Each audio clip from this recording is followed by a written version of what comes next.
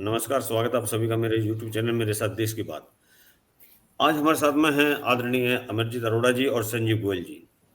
आज का हमारा विषय है कि जो अभी अमित शाह जी ने, जो हमारे गृह मंत्री हैं, उन्होंने संसद में एक भाषण दिया था और ये भाषण भीमराव अंबेडकर के संदर्भ में की गई टिप्पणी पर विवाद उत्पन्न जो हुआ है उसको लेकर के है।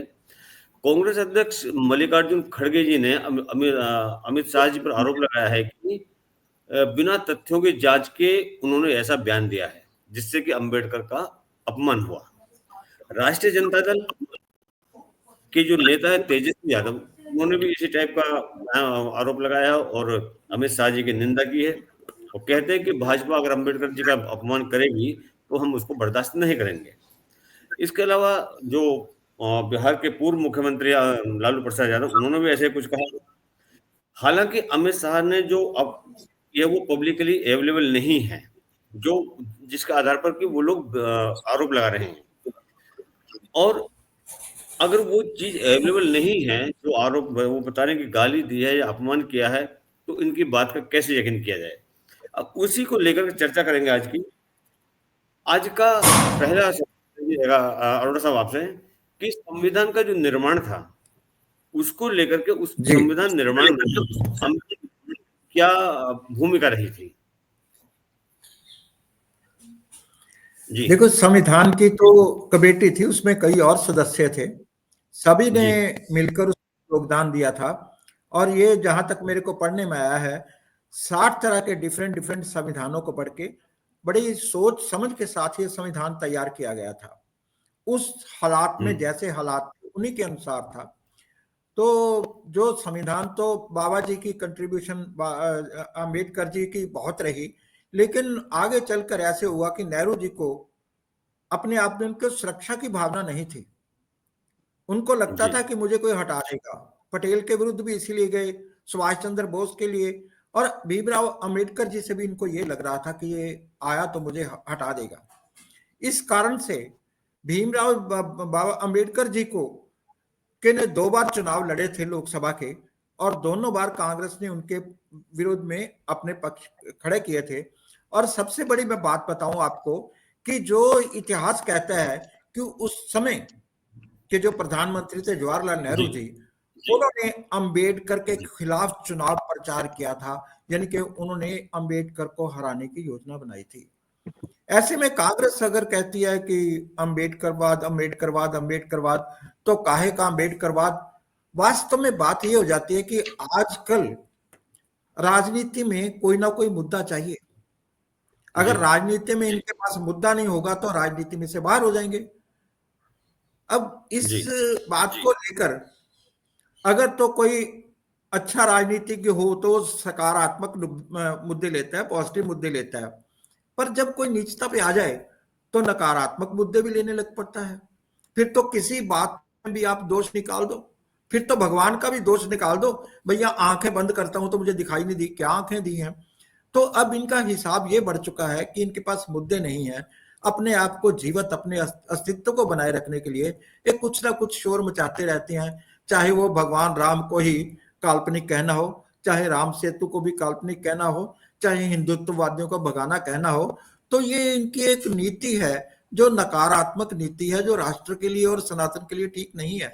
इसलिए बाबा अंबेडकर का कांग्रेस ने शुरू से विरोध करती आई है, जी और विरोध जी करने का कारण ये था कि कोई दूसरा उनके सामने खड़े होने वाला ना रहे।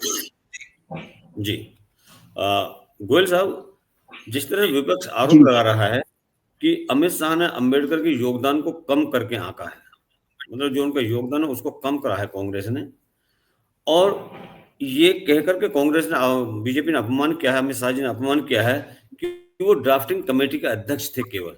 और ये सत्य भी है, ये सत्य है कि डॉक्टर भीमराव अंबेडकर संविधान सभा की ड्राफ्टिंग कमेटी के अध्यक्ष थे। इसमें अमित शाह जी ने क्या गलत कहा, या इन लोगों को, कांग्रेस वालों को या विपक्ष को जो सत्यता है वो हजम नहीं होती। गोयल साहब। जी, जय श्री राम, वंदे मातरम। देखिए, सबसे पहली बात तो मैं ये कहूंगा, तो उस कमेटी में अनेकों अनेकों वो थे, कार्यकर्ता भी थे। और जहां तक मुझे ध्यान पड़ता है, इसमें अध्यक्ष तो शायद डॉक्टर राजेंद्र प्रसाद थे। खैर जो भी, मैं इस टॉपिक के ऊपर बहस नहीं करूंगा कि अध्यक्ष क्या बोलते हैं, राजेंद्र प्रसाद थे या अंबेडकर जी थे। बट एक चीज है, वो मेन कमेटी तो उनके उसमें नहीं थी, कमेटी थी, तो कमेटी में तो पूरे लोगों का कार्य है और उसमें कुछ गलत नहीं कहा अगर उन्होंने ये कहा। और जहां तक मैं देखता हूं, मेरे पास कल ही एक वीडियो आया था, मतलब फेसबुक पे, तो मैंने उसमें देखा है महाराष्ट्र में कहीं गए थे, वहां शिवाजी महाराज और अंबेडकर जी और कई लोगों के चित्र रखे हुए थे, तो उस पे फूल माला अर्पण की करनी थी।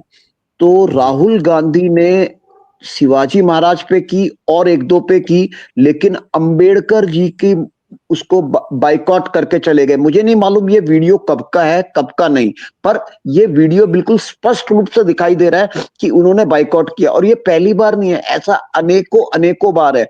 आपको एक छोटा सा उदाहरण दे दूं, पिछले इलेक्शन में जबलपुर में इन्होंने जो इलेक्शन के टाइम में रैली में जो ये पोस्टर लगाए जाते हैं, तिरंगा लगाया जाता है, उसमें तिरंगे को क्या बोलते, प्रियंका गांधी के पैरों के नीचे था और उल्टा तिरंगा था। जी, तो क्या अब इसके ये वीडियो भी थे, फोटो भी थे, सब कुछ था। अब एक छोटी सी बात है, क्या कांग्रेस के नेता और कांग्रेस इतनी महान हो गई वो तिरंगे के ऊपर पैर रख के खड़ी हो जाएगी या उसको नीचे रखेगी? जी जी और क्या उनके कोई भी कार्यकर्ता इतना सक्षम नहीं है, उसको यही नहीं मालूम कि तिरंगा सीधा कैसे होता है और उल्टा कैसे होता है? जी तो अब ये इनका उद्देश्य ये केन प्रकारेण सत्ता में आना है किसी भी तरह। अब इनके पास क्योंकि मुद्दे कोई मोदी जी ने छोड़े ही नहीं है इनके लिए कि भाई ये मुद्दे के ऊपर बात करो, हम ये करेंगे। इन्होंने गरीबी हटाओ का मुद्दा लेके चल रहे थे पिछले 70 साल से, अभी भी उसी के ऊपर चल रहे हैं। तो पब्लिक ने उसी पे धो डाला कि पिछले 70 साल से आपने क्या किया, गरीबी हटाओ के ऊपर बोल रहे हो, रोजगार बोल रहे हो कि मोदी दी देंगे, तो पिछले 70 साल से आपके परिवार ने क्या किया?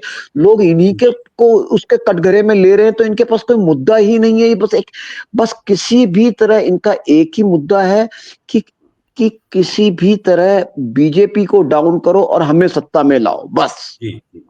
जो अब आम तौर पर जनता इनसे पूरी तरह से त्रस्त हो गई है और इनकी सच्चाई सबको पता लग गई है, दिख रही है। अब वो किसी तरह भी इनको लाना नहीं चाहती है। तो बस ये इनका मुद्दा वही है कि कहीं भी कुछ करके पॉलिटिकली डाउन करो ताकि हम आ जाएं। अरोड़ा साहब जी, इसी के अंदर में कांग्रेस के कुछ लोगों ने कहा था कि अंबेडकर आरक्षण की जो व्याख्या है उसको गलत कर रहे हैं, जबकि संविधान में बाबा साहब अंबेडकर ने लिखा था कि ये जो आरक्षण है, रिजर्वेशन है, ये शुरुआत के 10 सालों के लिए होगा और बाद में समयानुकाल अनुसार अगर आवश्यकता होगी तो उसको हम एक्सटेंड कर सकते हैं। लेकिन कांग्रेस ने तो खुद ही बाबा अंबेडकर साहब के जो वक्तव्य थे, जो उनके लिखित चीजें थी, उनका ही पूर्णतः इन्होंने प्रतिरोध किया है कि जो उन्होंने लिखा है इन्होंने उसको माना ही नहीं। और आज जब इनको वो सच्चाई बताई जाती है तो उनके पेट में ऐंठन होनी शुरू हो जाती है। आप क्या कहेंगे इस विषय में? देखिए, ये जो बात आ रही है कि कांग्रेस और अंबेडकर का तो शुरू से विरोध रहा। जी आप जानते हो, कांग्रेस अंबेडकर जी इनकी नेहरू की गवर्नमेंट में कानून मंत्री थे और लगभग 4 साल के बाद उन्होंने इस्तीफा दे दिया था। और इस्तीफा देने का कारण था सैद्धांतिक मतभेद। उन्होंने ये एक पत्र भी लिखा था और पत्र वो मुझे कहीं मिला नहीं कि वो पत्र में क्या लिखा है। तो पत्र में जो कुछ लिखा था वो यही, जो जितना मुझे समझ आया वो कुछ ऐसा ही था कि जो नेहरू आगे लेके आ रहा है बातें, वो राष्ट्र के लिए ठीक नहीं होंगी, तो मतलब सनातन के लिए ठीक नहीं होंगी। उसको ऐसे लग रहा था जैसे वो मुस्लिम तुष्टीकरण की ओर जा रहा है। जी तो ये तो जहां तक कांग्रेस की बात है, कांग्रेस ने तो जब इलेक्शन में विरोध किया, अब तो सीधी सी बात है, ये जो आगे आ रहे हैं ये इनके पास मुद्दा नहीं है, मुद्दे के लिए हाँ शोर मचा रहे हैं। और सबसे बड़ी दुख की बात है कि इतनी बड़ी पार्टी जिसने, जो कहती है कि हमने स्वतंत्रता संग्राम में हिस्सा लिया, कितना कुछ कह रही है, तो ये आज ऐसे मुद्दे लेके आ रही है, ऐसी बातें कर रही है जिसमें कि भड़काऊ हालात बने, अराजकता फैले। जी तो ये कांग्रेस जैसी पार्टी से एक्सपेक्ट करना मुश्किल है। अब मुझे लगता है कि जो देखने में आता है कि कांग्रेस के पास नेतृत्व तो नहीं है। अब मोटा मोटा जी देखोगे दो लोग नजर आते हैं, राहुल और प्रियंका। बाकी के लोग बैक बेंच पे हैं, ठीक है, उनको चाहिए कोई ना कोई जी पोस्ट तो बैठे हुए हैं। पर अगर ऐसे ही चलता रहा तो ये जो नकारात्मकता बढ़ा रहे हैं वो देश के लिए जी हानिकारक हो। और ऐसे में तो कांग्रेस के पास कोई सकारात्मक और सैद्धांतिक नेता होने चाहिए, नहीं तो हमारे देश में जो जी नकारात्मक विरोध चल रहा है, कभी सनातन को समाप्त करने की बात करो, हिंदुत्ववादियों को भगाने की बात करो, ये नकारात्मकता अराजकता की ओर लेके जाएगी। ये जो मतलब जी ये इनकी मैं जो ये जो सैद्धांतिक इनकी कमजोरियां हैं, जो नेहरू के टाइम से ही रही, जिसके कारण अंबेडकर जी ने रिजाइन दिया था। गोयल साहब, अमित शाह जी के भाषण में उन्होंने दावा किया था कि संविधान निर्माण के अंदर में कांग्रेस पार्टी का एक सीमित क्षेत्र था, या सीमित योगदान रहा है। और विपक्ष का ये आरोप है कि ये दावा ऐतिहासिक तथ्यों से परे है, कि जो भी अमित शाह जी ने बोला वो गलत है। बल्कि वो ये कहना चाहते हैं, कांग्रेस ये कहना चाहती है कि संविधान को बनाने के अंदर में केंद्र में सिर्फ कांग्रेस पार्टी ही थी, कांग्रेस के द्वारा ही ये रचित था। क्योंकि संविधान सभा में अधिकांशतः कांग्रेस पार्टी के लोग जुड़े हुए थे, कांग्रेस के लोग थे उसमें। और अंबेडकर का संविधान में सभा में लाने का कांग्रेस का महत्वपूर्ण योगदान था। क्या ये सत्य है? देखिए, इसमें मैं सीधी बात बोलूंगा। अब एक छोटी सी बात है, आप हैं, हम हैं, कोई भी है, अगर आप अपने घर में कमा रहे हैं तो जीविका के लिए आप कमा रहे हो तो पूरे परिवार का पालन का आपका ही देखभाल है। कल आप हम बच्चों को ये नहीं कहेंगे कि मैंने सारी उम्र कमाया है, तो भैया कमाया है तो उस समय आप ही एक थे, तो आपकी ही जिम्मेवारी है। तो उस जी समय सिर्फ एक ही पार्टी थी देश में, दूसरी कोई पार्टी थी नहीं। तो जो कुछ भी करना था उन्होंने कुछ भी, अभी कोई बोलता है कि कांग्रेस ने इतने साल तक ये किया, तो करना पड़ेगा उनको, कुछ तो करेंगे ना। बाकी जी इन्होंने 70 साल में अगर दूसरी कोई पार्टी ही नहीं है, एक ही पार्टी सत्ता में विराजित है, तो उसको करना ही पड़ेगा। और मैं यहाँ पे एक छोटी सी बात बोलना चाहूंगा। साहब ने अभी बोला था कि क्या बोलते हैं, 4 साल सत्ता में रहे, उसके बाद उन्होंने त्याग पत्र दे दिया। तो मैं यहाँ पे एक वही बताऊंगा, उसका कारण बताऊंगा जो मेरे पास आया था, मैंने कहीं पढ़ा था कि आपको पता नहीं, किस किस को पता है किसको नहीं। जब भारत आजाद हुआ था तब मुस्लिमों को कोई वोटिंग का अधिकार नहीं था। ऐसे ही पाकिस्तान में जो हिंदू थे उनको कोई वोटिंग का अधिकार नहीं था। ये गुप्त रूप से हम लोगों को, मतलब आम जनता को नहीं पता था। ये था कि सारे हिंदू भारत में आएंगे, सारे मुस्लिम पाकिस्तान में जाएंगे, ये समझौता था, जिसके तहत इनको वोटिंग का अधिकार नहीं दिया था। और पाकिस्तान में और बांग्लादेश में आज भी वोटिंग का अधिकार नहीं है। जी लेकिन मैं नेहरू आपको और इनकी हमारे साथ में एक भाजपा के सेकंड सर, प्रवक्ता। एक सेकंड, जी एक सेकंड, जी पूरी बात कर लेता जी हूं मैं। जी उनको क्या बोलते हैं, नेहरू और कांग्रेस ने मिलकर जबरदस्ती इसका वोटिंग का अधिकार दिलाना चाहते थे, और वो इन्होंने मना किया था। लेकिन जब ये नहीं हुआ और 1950 के एंड में, लगभग मुझे डेट बराबर याद नहीं, 1950 के आखिर में वो कहीं जाके अप्रूव कर दिया और इनको वोटिंग का अधिकार दे दिया।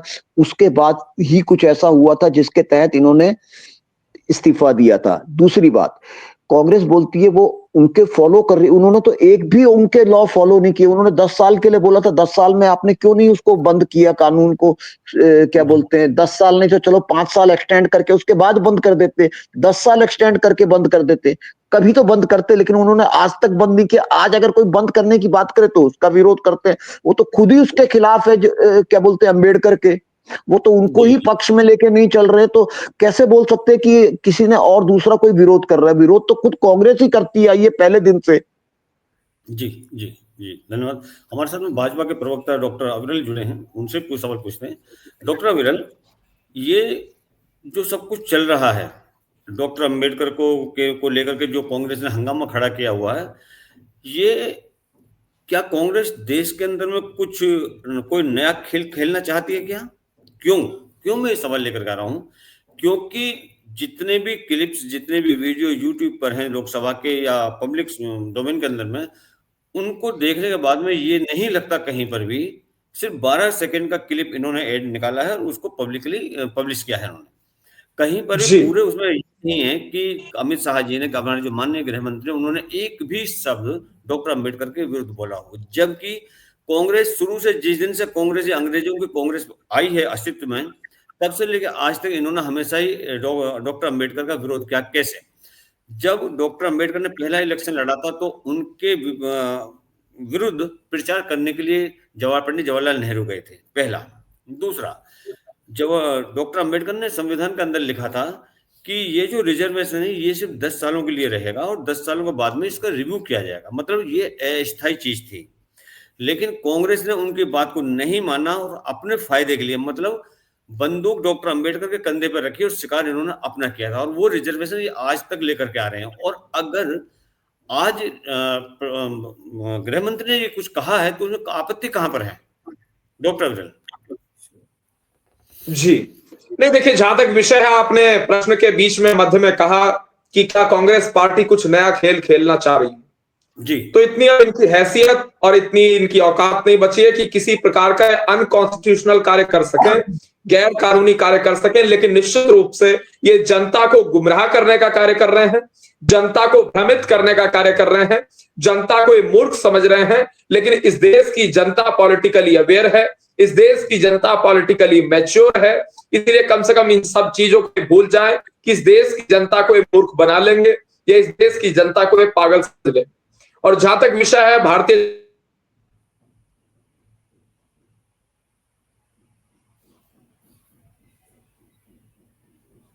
डॉक्टर मलिक, आपकी आवाज नहीं पहुंच पा रही है। भारतीय जनता पार्टी का कोई नेटवर्क इशू है उधर? आपको कुछ लगता है डॉक्टर मलिक नेटवर्क का इशू है? कोई नहीं, क्या आपके पास दोबारा आते हैं। जी, अभी मेरी आवाज आप तक पहुंच रही है? आप पहुंचिए, बीच में ब्रेक हो रही है। जी नहीं, देखिए, जहां तक विषय डॉक्टर अंबेडकर जी का है तो निश्चित रूप से भारतीय जनता पार्टी का प्रत्येक कार्यकर्ता इनके दिखाए हुए रास्ते पर चलता है और हम लोग डॉक्टर भीमराव अंबेडकर जी को अपना मार्गदर्शक मानते हैं, अपना प्रेरणा स्रोत मानते हैं और अपना आदर्श मानते हैं। और जिस प्रकार से बात है कांग्रेस पार्टी की, तो कांग्रेस पार्टी संविधान का अपमान करने वाली पार्टी है, संविधान के ऊपर हमला करने वाली पार्टी कांग्रेस पार्टी है। जिस प्रकार से इन्होंने आपातकाल को इस देश पर थोप कर संविधान पर हमला किया, लोकतंत्र पर हमला किया, कानून पर हमला किया, वो प्रत्येक व्यक्ति ने देखा, किसी व्यक्ति से वो छुपा नहीं है। 1975 से 77 के मध्य में इन्होंने इमरजेंसी को इंप्लीमेंट किया और अनकॉन्स्टिट्यूशनल कार्य मैं पूर्ण रूप से कहूंगा, क्योंकि इन्होंने फंडामेंटल राइट्स को सस्पेंड करने का काम किया। प्रत्येक व्यक्ति के, प्रत्येक सिटीजन के फंडामेंटल राइट्स को इन्होंने सस्पेंड कर दिया। उसके बाद ये बात करते हैं right to freedom of speech की, उसके बाद ये बात करते हैं आज इक्वालिटी की, उसके बाद ये संविधान की आज प्रति लहराने का कार्य करते हैं। तो संविधान की प्रति को दिखा देने से कुछ नहीं होगा, संविधान के आधार पर चलना आवश्यक है, संविधान का मार्गदर्शन प्राप्त करना आवश्यक है और बाबा साहब डॉक्टर भीमराव अंबेडकर जी के दिखाए हुए रास्ते पर चलना आवश्यक है, जो कि भारतीय जनता पार्टी का प्रत्येक व्यक्ति कर रहा है और निश्चित रूप से करता रहेगा। और जहां तक विषय कांग्रेस पार्टी का, कांग्रेस पार्टी की हिटलरशाही, कांग्रेस पार्टी का घमंड आज भी जारी है। जिस प्रकार से इन्होंने आपातकाल के दौर में प्रेस की बिजली काटी थी, आज भी उसी प्रकार से ये प्रेस के ऊपर हमला करते हैं, उसी प्रकार से प्रेस का अपमानित करने का कार्य करते हैं, उसी प्रकार से प्रेस की आवाज दबाने का कार्य करते हैं और उसी प्रकार से षड्यंत्र के आधार पर ये जर्नलिस्ट को बैन करने का कार्य करते हैं, ये बैंड एंकर्स की लिस्ट जारी करने का कार्य करते हैं। यही कांग्रेस के लोग हैं, यही इंडी गठबंधन के लोग। ये इंडी गठबंधन के लोग को आज हजम नहीं हो रहा है, कांग्रेस के लोग को आज हजम नहीं हो रहा है कि गरीब लोग कैसे सांसद बन रहे हैं।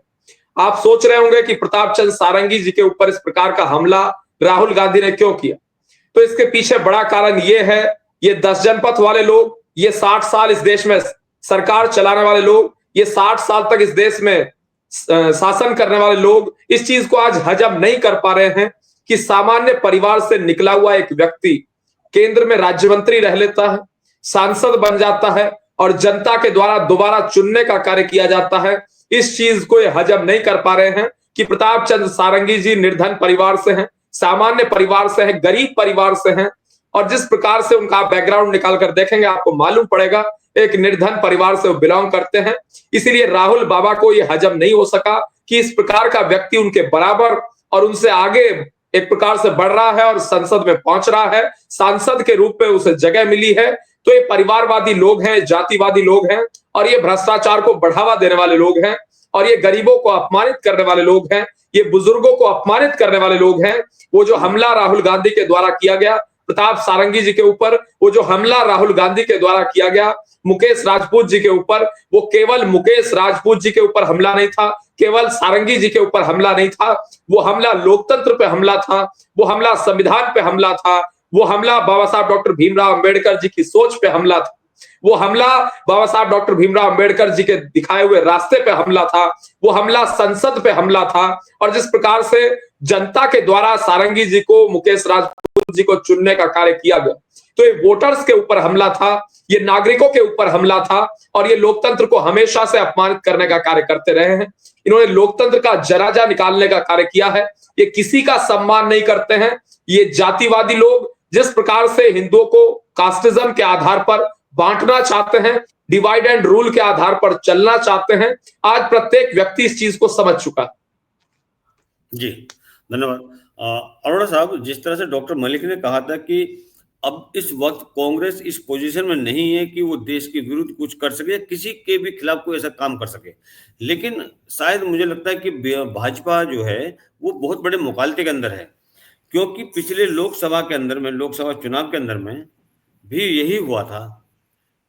भाजपा बहुत बड़े मुकालते में थी कि हम जीत जाएंगे, लेकिन इनको 303 से 240, 241, 242 पे ला दिया। पहला। दूसरा, भाजपा बड़े मुकालते में थी कि अब कांग्रेस कुछ नहीं करेगी। कांग्रेस ने संभल के मुद्दे पर हंगामा खड़ा किया, समाजवादी पार्टी ने वहां पर जाकर हंगामा खड़ा किया, और समाजवादी पार्टी के चलते ही संभल का असली मुद्दा पैदा हुआ है, क्योंकि उसके विधायक और उसके जो एमपी थे, सांसद, वो वहां पर गए थे।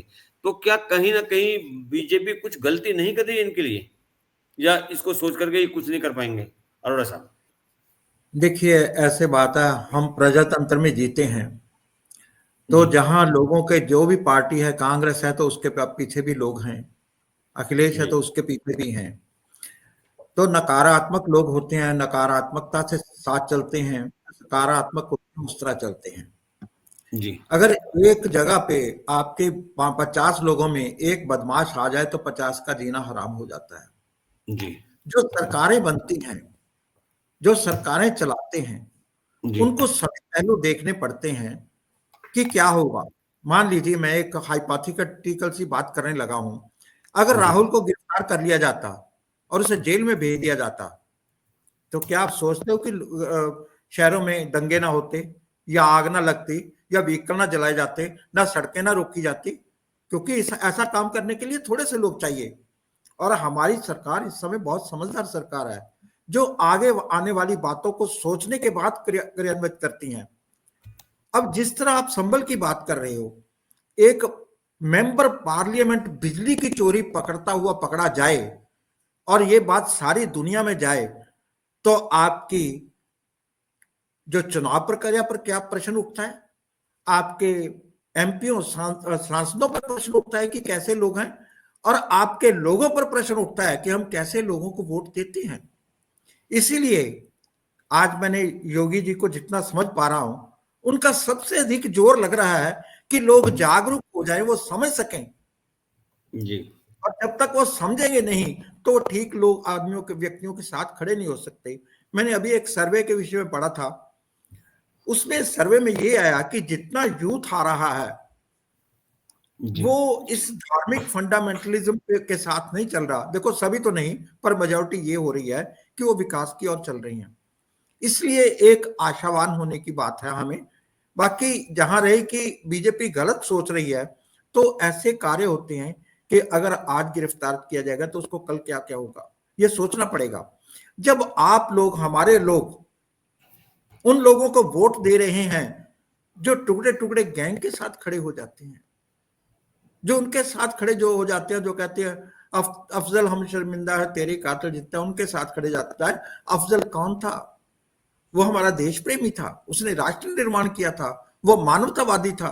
तो उसके साथ खड़े हो जाते हैं, तो वो कल को कैसी मानसिकता रखते हैं, ये आज जो भी सरकार में बैठेगा उसको सोचना पड़ेगा। अगर नहीं सोचेगा दंगे सब कुछ होगा। अब संभल में जो कुछ हो रहा है तो आप सोचते हो कम नहीं हो रहा। और मेरे विचार में जहां तक सोचूं मैं सोचता हूं तो मैं तो कहता हूं योगी की विचारधारा के साथ सारे देश में न्याय प्रणाली शुरू हो जाए तो देश में शांति आएगी, नहीं तो बहुत आप इतना संभव नहीं है जिस तरह ये लोग बोलते हैं। अभी इसने आपके खड़गे जी हैं, इन्होंने क्या कहा कि अमित शाह ने इसकी अंबेडकर जी की इंसल्ट की है, इनसे इस्तीफा ले लेना चाहिए। भैया कांग्रेस ने कब नहीं इनकी इंसल्ट की।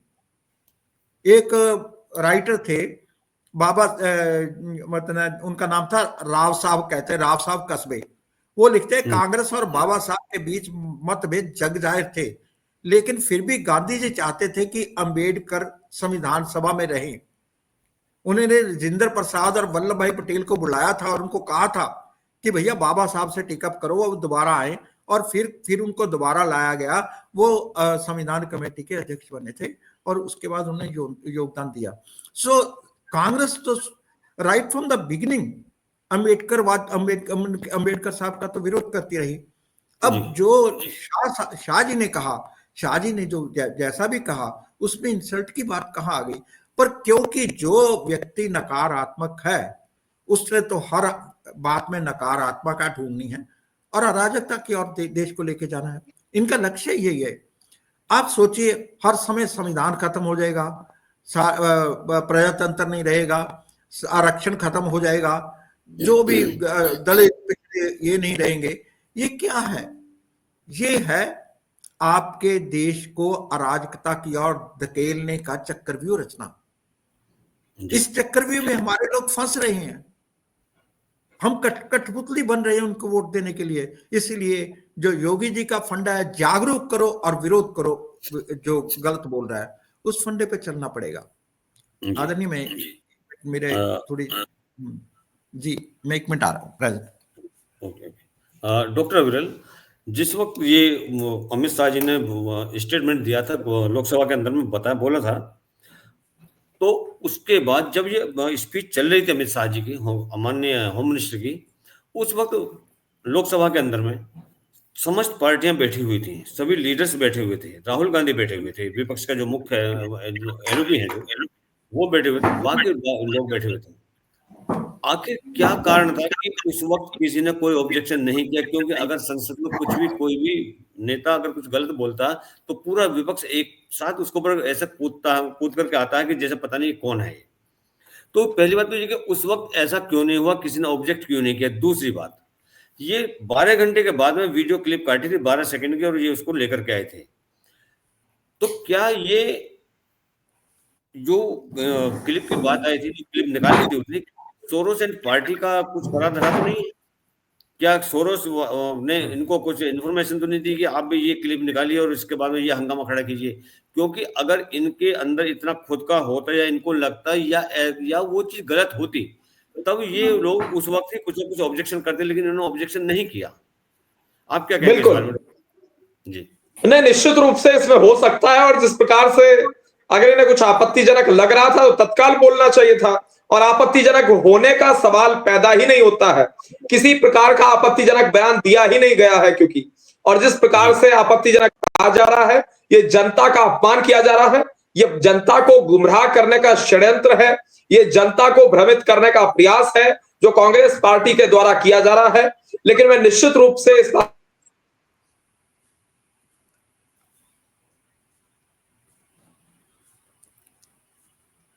की जनता इस बात को समझती है, इस देश की जनता इस बात को जानती है कि अगर किसी परिवार के द्वारा इस देश को रिमोट कंट्रोल के माध्यम से चलाया गया तो के लोग वोटर्स का अपमान करने वाले लोग हैं, ये गांधी परिवार के लोग मतदाताओं का अपमान करने वाले लोग हैं, ये सरकारों को रिमोट कंट्रोल के माध्यम से चलाने वाले लोग हैं, और समय आने पर निश्चित रूप से जनता जवाब देगी। और जहां तक विषय है बाबा साहब डॉक्टर भीमराव अंबेडकर जी का, ये जो भी प्रकरण चल रहा है ये पूर्ण रूप से असत्य है, इसमें कोई किसी प्रकार की सत्यता मौजूद नहीं है, कोई सत्यता इसमें हो ही नहीं सकती है, क्योंकि जिस प्रकार की बात कर रहे हैं उस प्रकार की घटना कुछ घटी नहीं है। इन्होंने तोड़ मरोड़ कर बयान को दूसरा रंग देने का प्रयास किया है। और एडिटेड तरीके से क्लिपिंग को चलाने का इन्होंने कार्य किया है। ये तोड़ मरोड़ कर बयान को पेश करते हैं, ये जनता को गुमराह करते हैं, ये लोगों को भ्रमित करने का कार्य करते हैं। तो निश्चित रूप से समय आने पर जनता जवाब देगी, क्योंकि जनता जनार्दन जिस प्रकार से फैसला लेती है और कांग्रेस पार्टी को समाप्त करने का कार्य कई राज्यों से करती है लोकसभा चुनाव के दौरान, चाहे वो उत्तराखंड की बात कर ली जाए, हिमाचल प्रदेश की बात कर ली जाए, मध्य प्रदेश की बात कर ली जाए, गुजरात की बात की जाए, पश्चिम बंगाल की बात की जाए, दिल्ली की बात की जाए, या फिर छत्तीसगढ़ की बात कर ली जाए।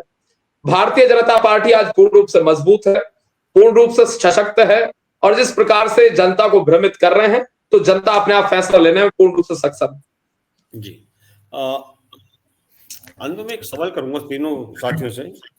एक वीडियो है, उस वीडियो के अंदर में कहा है खड़गे साहब ने कि मैं थक गया था और थक करके मैं सीढ़ियों पर बैठ गया था।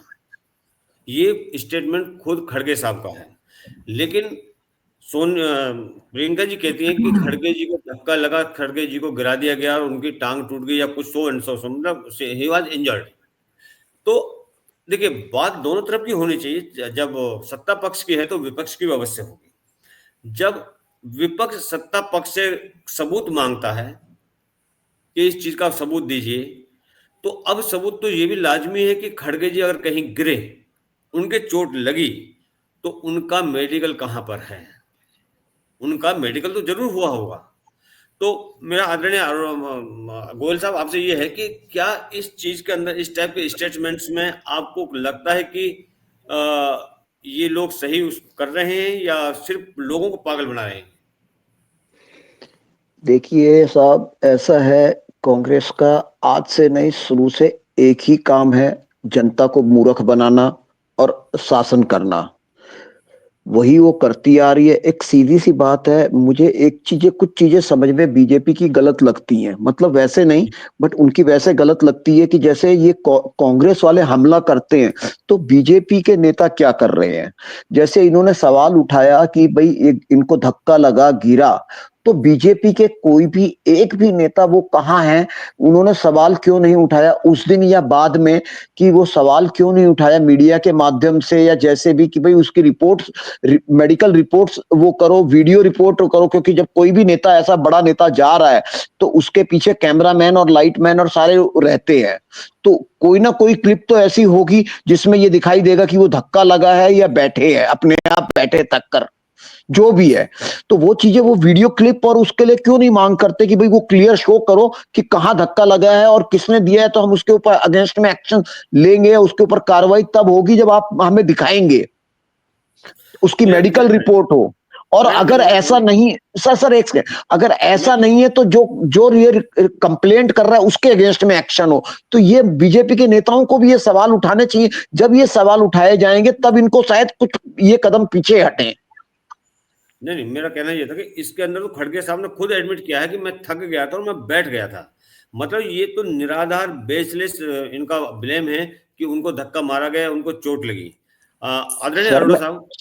सर मैं वही बोल रहा हूँ, एक सेकेंड सर, मैं वही बोल रहा हूँ, उनका वो वीडियो जारी करना चाहिए, प्लस में इनको सवाल उठाना चाहिए कि या तो वो माफी मांगे जिसने कंप्लेंट की है, या फिर उसको निरस्त किया जाए। ऐसी चीजों की मांग क्यों नहीं करते? जैसे ये लोग मांग करते कि भाई निरस्त किया जाए इस नेता को, वैसे बीजेपी क्यों नहीं मांग करती कि इसको निरस्त किया जाए पार्टी से? ऐसी मांग बीजेपी की तरफ से क्यों नहीं उठती है? बीजेपी की तरफ से अगर ये मांगे उठने लगे तो जाहिर सी बात है कुछ ये झूठे आरोप कम हो जाएंगे और फालतू के ड्रामे थोड़े कम होंगे। जी, अरोड़ा साहब, एक सांसद और हैं, महिला सांसद हैं, शायद वो जहां तक मेरे को याद है वो त्रिपुरा से हैं, शायद हो सकता है मैं गलत भी हूं। उन्होंने सीधा सीधा आरोप लगाया था कि उस धक्का मुक्की के बाद, धक्का मुक्की के दौरान Rahul Gandhi was so close to her that she was uncomfortable। और उसके बाद में राहुल गांधी जी मजे से जेब के अंदर हाथ डाल के टी शर्ट पहनकर और टहलते हुए वहां से इस तरह से जा रहे हैं जैसे कि पता नहीं जिल्ले इलाही हैं। तो क्या इस टाइप का व्यवहार किसी भी सांसद का उचित है? चाहे वो उनके क्लोज आए या नहीं है, वो एक अलग इशू रहा, बट अगर ऐसा है तो राहुल गांधी क्यों नहीं अपने आप सफाई देते उसके अंदर में, या क्लेरिफाई करते इस चीज को, जबकि उस महिला सांसद ने ये लोकसभा के अंदर में कहा है, कोई अकेले में नहीं कहा, कोई पुलिस को स्टेटमेंट नहीं दिया, पब्लिकली शी वाज कंपेलिंग इन लोकसभा। जी अरोड़ा साहब। आदरणीय, आपने राहुल गांधी की बात की, मैं उसे इमेच्योर कहूं या मैच्योर कहूं या पप्पू कहूं या ना कहूं, मैं उनकी हरकतें बताता हूं और जिससे कि सारी दुनिया जान पाएगी, एनालिसिस कर पाएगी वो कैसे है। राहुल ने संवैधानिक अध्यादेश प्रेस के सामने फाड़ दिया। वह संविधान को फाड़ने के बराबर था और ऐसा व्यक्ति सदन में बैठा हुआ है और फिर वो बच्चों की तरह देश की संसद में, इतने बड़े प्रजातंत्र की संसद में, सदन में आंख मारता है। उसके बाद उसके नेतृत्व में ही सदन में कागज के जहाज भी उड़ाए जाते हैं। ठीक है जी। तो और अनुशासनहीनता की तो आप देख सकते हो क्या हालात हैं। भगवान शिव के और दूसरी मूर्तियां लेके आ रहा है जो अनुशासन के हीनता के अगेंस्ट थी। जिस व्यक्ति को इतनी समझ नहीं आ रही कि वो एक सांसद है और उस एक पार्टी का नेता है कि उसको कैसे बिहेव करना चाहिए, एक छोटा सा बच्चा भी समझता है कि अनुशासनहीनता क्या होती है। एक बच्चा भी समझता है और वो क्लास में किसी को आंख नहीं मारता है, वो सदन में मार रहा है। एक बच्चा भी समझता है, क्लास में भी अपनी मैट्रिक की क्लास हो वहां जहाज नहीं उड़ाता है। तो इसकी मानसिक परिपक्वता का आप यहां अंदाजा लगा सकते हो। जी। ये तो रही बात राहुल जी की। और इन शब्दों के साथ में ये कहूंगा कि अगर हम ऐसे लोगों को संसद में लेकर बैठा रहे हैं तो आप सोचते हो भारत का भला हो जाएगा? भला करने के लिए व्यक्तित्व चाहिए, एक चरित्र चाहिए, कमिटमेंट चाहिए। और इसकी कमिटमेंट कभी भी दिखा दो, आप एक एग्जाम्पल दे दो कि ये कमिटेड रहा, एक एग्जाम्पल दे दो कि राष्ट्र की बात कर रहा था, एक एग्जाम्पल दे दो जहां कि ये षड्यंत्र रास्ता ना दिखाई दे। हिंदुत्ववादियों को भगाना होगा, ये क्या बात थी? ये क्या बात थी? देश में अराजकता फैलाने वाली बात थी। हिंदुत्ववादियों को भगाना होगा कहने का मतलब था कि ये भारत सनातन वहीन चाहता है। जब कहा गया सनातन को समाप्त करना होगा और उन लोगों के साथ ये लोग हैं, तो ये कह रहे हैं कि हमें भारत सनातन वहीन बनाना है। अगर नहीं समझते लोग तो क्या है, ये एक दो तरह की बातें हैं, एक उसकी परिपक्वता और एक उसके साथ जो लोग खड़े हैं उसको मोहरा बना के ऐसी अराजकता फैलाने की ओर चल रहे हैं। और हमें ऐसे जो नेता जिनकी मानसिकता इस तरह की है उसको हमारे देश को जागरूक होना पड़ेगा, उनको साइडलाइन करना पड़ेगा। हाँ, अगर उनको सत्ता में बिठाओगे तो फिर भैया भगवान ही बचा पाएगा, फिर तो कौन बचा पाएगा। अब रही आपने दूसरी बात की खड़गे जी की, खड़गे जी बैठ गए जी, से चला नहीं जा सकता। भाई साहब, अगर आपकी सेहत अलाउ नहीं कर रही है, आप बीमार हैं, आप बूढ़े हो चुके हो, तो आप बोझ इतना मत उठाओ, अपने अहम को छोड़ दो, घर जाके आराम से बैठो। देश चलाना है तो दृढ़ता, क्षमता और परिपक्वता से चलाना पड़ेगा। आप बहाने लगाओ जी वो थक गया, मैं बैठ गया था, भैया तेरे को पकड़ के लाया था, इधर आ जा, घर पे बैठ। देश की सेवा करनी है तो क्षमता, दृढ़ता और सेहत चाहिए। अगर नहीं है तो लोगों को बेवकूफ मत बनाओ। मैं तो इतना ही कहना चाहूंगा। और ऐसे में अब मैं एक बात और करना चाहूंगा कि राष्ट्र प्रेमियों और सनातनियों को अब एकजुट होने का समय है, एकजुट होकर समाज को जागरूक करने का समय है और ऐसे नेताओं का विरोध करने का समय है। अगर इन लोगों का विरोध नहीं करते रहे और ये सत्ता में आके बैठते रहे, ये उन लोगों को अनुदान देंगे जो अपने लोगों को पढ़ाते हैं कि जो हमारी तरह धर्म को नहीं मानते वो सभी काफिर है, उनसे नफरत करो, उनसे समाप्त कर दो। अगर मान लीजिए सनातन के लिए आपके देश में आपके देश का पैसा ये पढ़ा रहा है तो आप सनातन की मदद नहीं कर रहे, आप आत्महत्या की तैयारी कर रहे हो। जी। हमें जो चाहिए, लोग चाहिए वो वासुदेव कुटुंबकम के सिद्धांत वाले चाहिए, जो मनुष्य से प्रेम करे चाहे वो कोई भी है, सर्वे भवन्तु सुखिनः वाले चाहिए। अगर काफिर समझने वाले होंगे तो देश में ऐसा ही होगा। और आज ये लोग जो हैं जिनकी आप बात कर रहे हो, उन लोगों के साथ जुड़कर मिलकर सरकार चलाना चाहते हैं तो फिर ये ऐसा ही होगा। जी, जय श्री राम। जी धन्यवाद आदरणीय गोयल साहब। अभी अरोड़ा साहब कह रहे थे कि लोगों ने शायद राहुल को मुद्दा बना रखा है या राहुल को आगे करा हुआ और अपनी रोटियां सेक रहे हैं। क्या राहुल को लोगों ने मुद्दा बनाया हुआ है या राहुल गांधी ने लोगों को और इस देश को मुद्दा बनाया हुआ है, इसलिए हमेशा राहुल गांधी इस टाइप की हरकत करते हैं? मेरा तो यही मानना है कि राहुल गांधी ने इस देश को और लोगों को मुद्दा बनाया हुआ है और उसका एक ही उद्देश्य है, किसी भी तरह चर्चा में रहे, लाइमलाइट में रहे, कुछ भी ऐसा उल्टा सीधा कुछ भी ऐसा करे जिससे कि वो लाइमलाइट में उसकी हरकतें आए। अब एक छोटी सी बात है, आज तक पूरे देश में नहीं, पूरे विश्व में कोई भी राजनीतिक पार्टी का कोई सदस्य किसी ट्रक के पीछे लटक के गया है क्या किसकी खिड़की में? और वो चीजें जो कानून है, ट्रक पे लटक के चलना, वो गैर कानूनी है, तो उसका चालान क्यों नहीं किया गया? कहां गया वो? उसके ऊपर चालान क्यों नहीं हो रहा? चालान होना चाहिए बाकायदा। बाकी तो बात की है, वो उनके साथ बैठ के क्या कर रहा है वो बात अलग है, लेकिन अगर वो लटक रहा है तो उनका चालान होना चाहिए कि भैया ये तो गैर कानूनी है, कल को इसको देख के दूसरे लोग भी लटकेंगे और फिर कोई बड़ा हादसा होगा।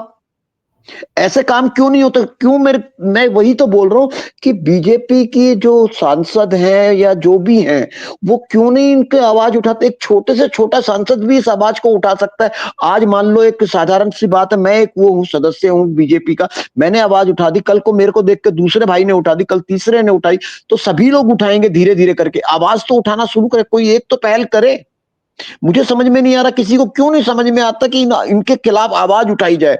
वो तो उनका तो हर बंदा आवाज उठा रहा है, आप क्यों नहीं उठा पा रहे हो बीजेपी वाले? क्या आप इतने सक्षम नहीं हो कि आप उनके गलत को भी गलत कह सको?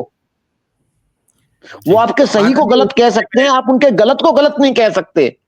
मैं आदरणीय, इस विषय में मैं एक बात छोटी सी कहना चाहता हूं कि राजनीति की बात करता हूं मैं। जब एक व्यक्ति सामने खड़ा होके लोगों को यह बता रहा है कि मैं महाबेवकूफ हूं, तो मैं अगर साथ में खड़ा हुआ तो मैं लोगों को क्यों कहूं ये तो बेवकूफ है, जब वो खुद बता रहा है।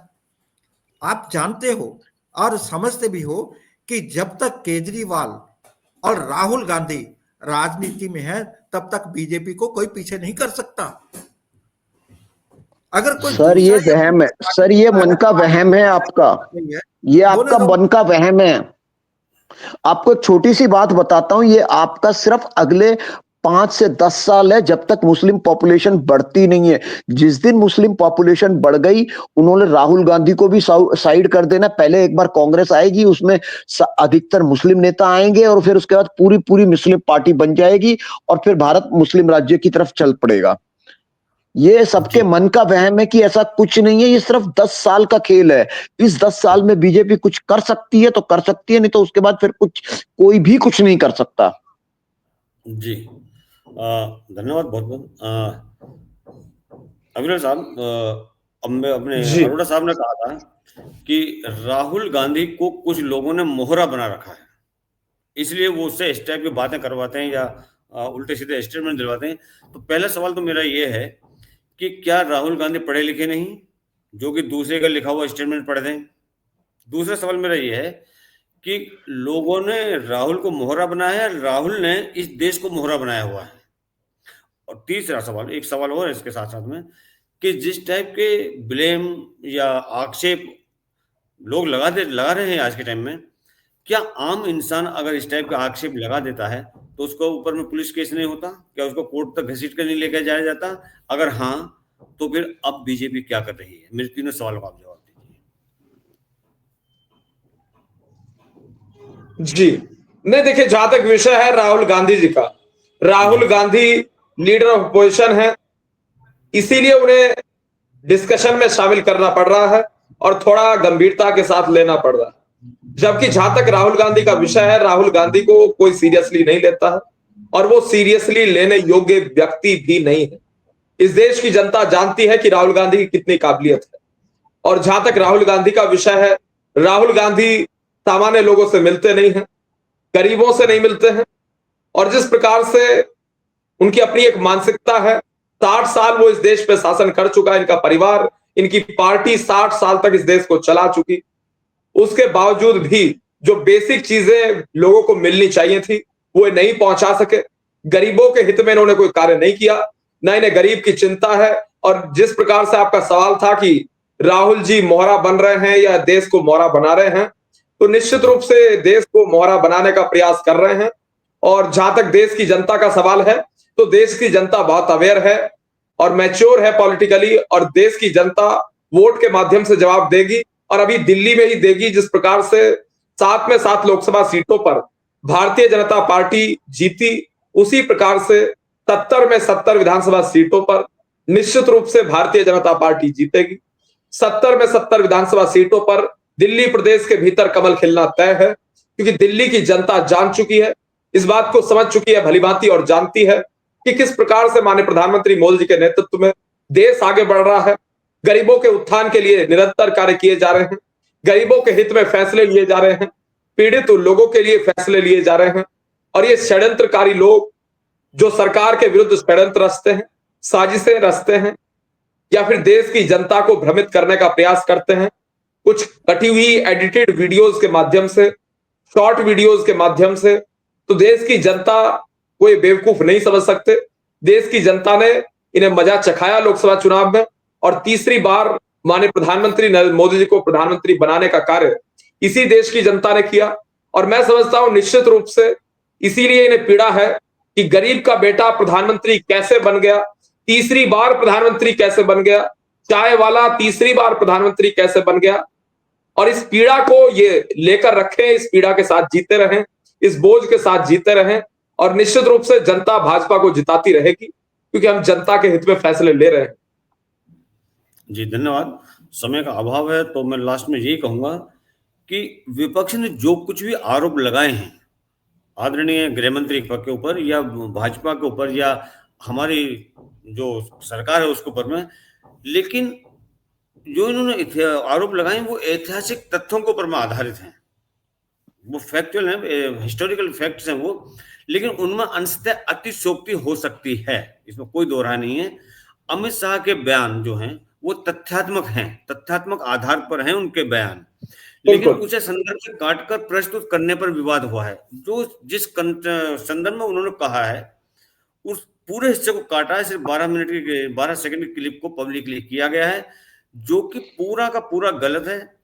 मेरा सभी से निवेदन है, मेरा इस देश की जनता से निवेदन है, मेरा अपने दर्शकों से निवेदन है कि उस पूरे वीडियो को देखिए और उसके बाद में विचार कीजिए कि क्या सही है और क्या गलत है। दूसरा, बीजेपी अंबेडकर साहब का अपमान करती है या कांग्रेस करती है, इस चीज को किताबों में पढ़िए, इतिहास को अपने को पढ़िए, फिर आपको सही और गलत का पता चलेगा। आप सभी का नमस्कार, जय हिंद, जय भारत। जय श्री राम जी। जय श्री राम, जय श्री राम, जय हिंद, वंदे मातरम। हर हर महादेव। जी और बताएं। जी बस नहीं, अविरल साहब ये बंद हो गया ना? हाँ ये बंद हो गया, बंद हो गया। अविरल साहब एक छोटी सी जानकारी लेनी, क्या ऐसा हो नहीं सकता कि बीजेपी वाले भी उनके अगेंस्ट में काउंटर अटैक करना शुरू कर दें, उसके सवाल उनके विरुद्ध उठाया जाए?